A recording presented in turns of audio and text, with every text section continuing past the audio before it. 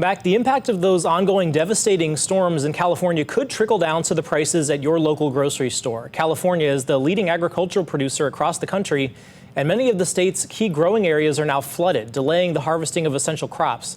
Shelly Malashi has a look at how the disaster is impacting crop production.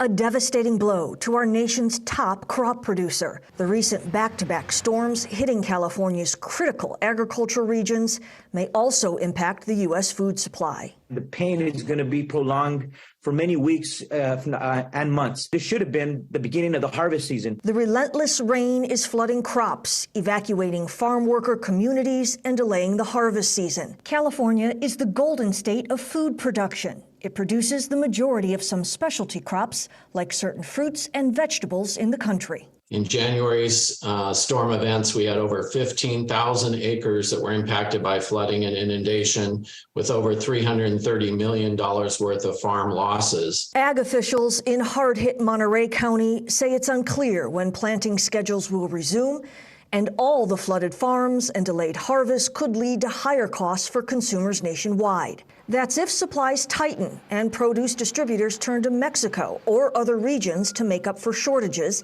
and then pass on the added cost to consumers. Ag officials say it's too early to fully assess the damage, but are working to mitigate the long-term impact. There will be more crop losses as areas that have not experienced flooding are now experiencing it for the first time. In Monterey County, the severe weather has forced farm workers out of their homes and left them without jobs. This community of Pajaro is mostly low-income Latino farm workers, and this is the worst thing that could have happened to them right now.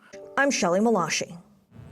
Well, Honda is recalling hundreds of thousands of cars right now. It's because of a problem with the seat belts. Over 448,000 vehicles are covered under this recall. Honda says the seat belt in the driver's seat and the front passenger seat may not latch properly. The company says they haven't gotten any reports of injuries because of the problem, but if you are impacted by this, they'll be contacting you in the mail starting on April 17th.